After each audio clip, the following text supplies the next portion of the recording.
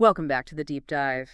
Today, we are taking a soaring trip through speculative fiction to unpack a question that, once you really look at the evidence, seems almost too obvious. Why is fantasy just so inherently queer? It's such a powerful argument. The sources we've gathered today make this really compelling case that the very building blocks of the fantasy genre, Mm.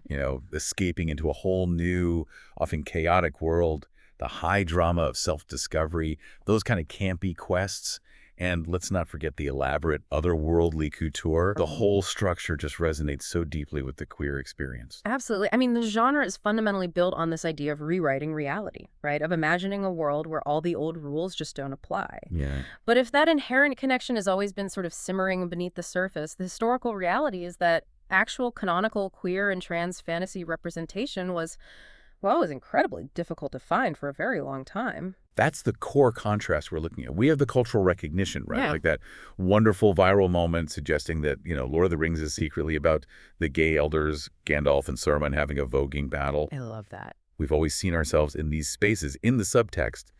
But moving beyond that, beyond just seeing yourself in subtext, to having characters whose identities were actually central to the narrative, that was the struggle. But the landscape has so profoundly changed. We've seen this evolution move from these like hyper-specific underground films all the way to family-friendly milestones on major streaming services. A huge shift. So our mission today is to trace this dramatic shift by grouping these fantastic examples into thematic categories. Yeah. It really shows the immense breadth and depth of what modern queer fantasy looks like. And we are starting with the deeply reflective. We're looking at projects that leverage speculative elements, not for adventure necessarily, but more as a mirror. Okay. They explore these deep psychological and social concepts, using magic or ghosts as a narrative tool. And the most recent and I think powerful example of this in our source material is the 2023 film All of Us Strangers.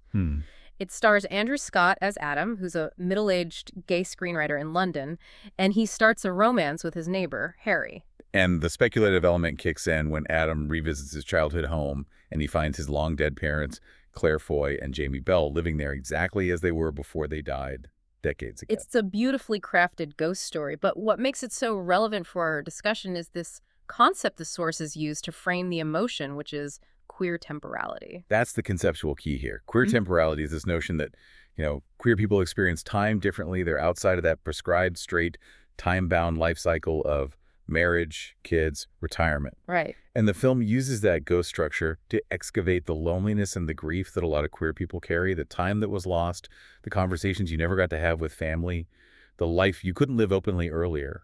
So if the film is using the speculative element to explore that isolation, is it suggesting that this queer experience of time is inherently melancholic? Or does the film find a way to, reclaim that lost time? It definitely finds reclamation. The deep insight here is that the ghostly conversations allow Adam to experience a kind of retroactive comfort and hope. The memory of family and the possibility of new love exist at the same time.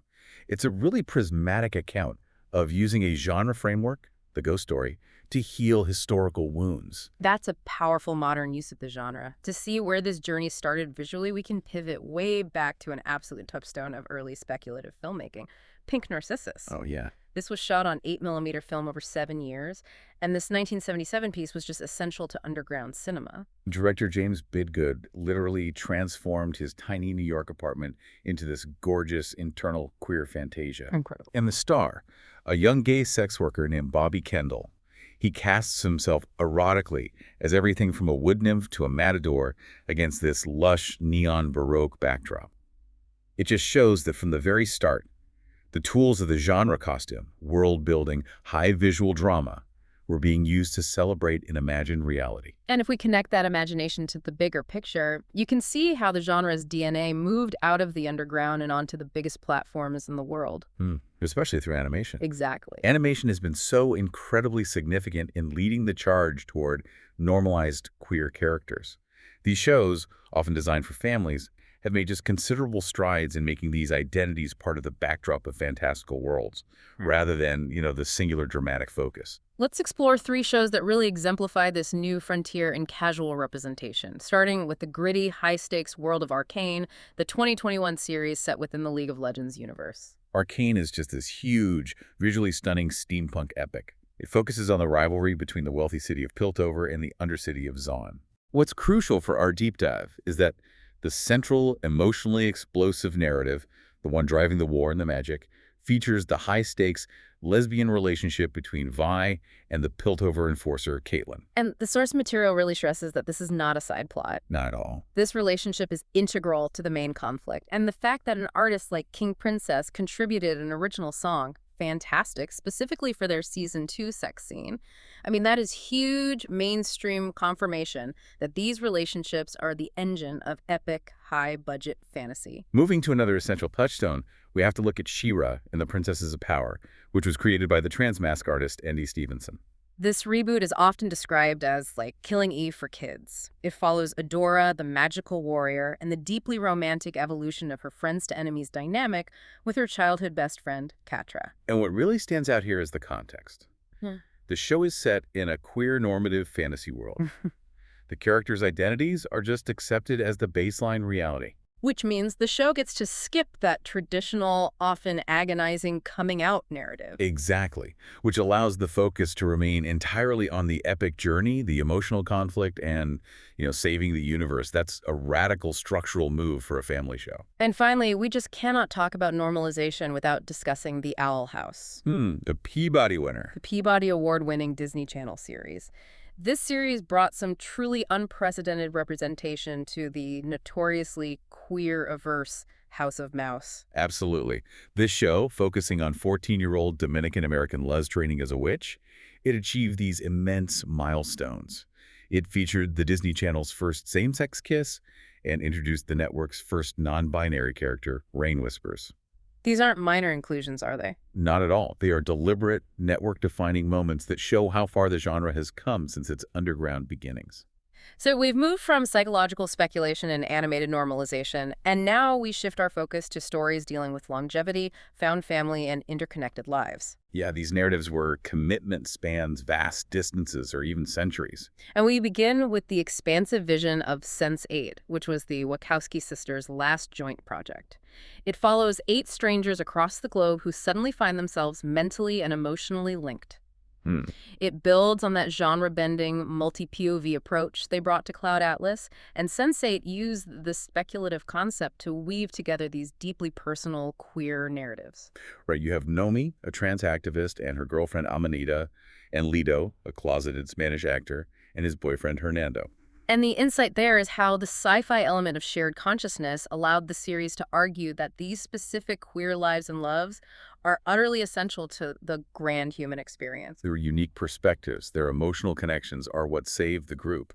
They are quite literally integral to humanity's survival. And now, for commitment that truly stands the test of time, we look to the film The Old Guard, about immortal mercenaries secretly protecting humanity. While Charlize Theron's Andy is the ensemble protagonist, the sources are really clear that the heart of the film lies in the relationship between the immortal husbands, Joe and Nikki.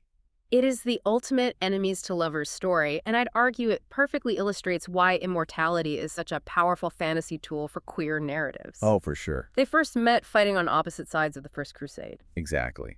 And why does Immortality resonate so strongly? Because the concept lets the narrative defy historical erasure. Joe and Nikki overcome both physical death and the historical barriers that would have tried to erase them. Their love story isn't time-bound by those heteronormative life cycles. It just is across centuries. It's a defiant, timeless vision of commitment. Okay, moving to something a little less serious, but still deeply rooted in immortality and community, we have the brilliant mockumentary series, What We Do in the Shadows. The truly fantastical part of this show is just the casual, delightfully blasé attitude of these immortal, codependent vampires living on Staten Island. The sources highlight this idea that when you have a codependent coven that will live together forever, the restrictive rules of the outside world just disappear. Precisely.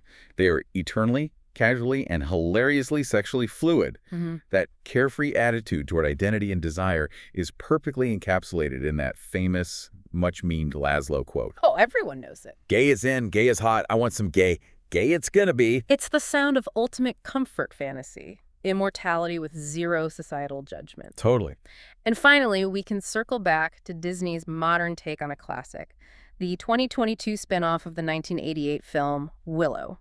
This Disney Plus series provided exactly the kind of representation that fans deserve by giving them a central lesbian princess and knight romance. Featuring Princess Kit and the knight in training Jade. Yeah, and the insight here is how the creative team intentionally reclaimed a classic fantasy trope, the romantic quest, and diversified it, all while keeping that campy 80s-inspired adventure vibe totally intact. We have covered an incredible amount of ground today. We really have.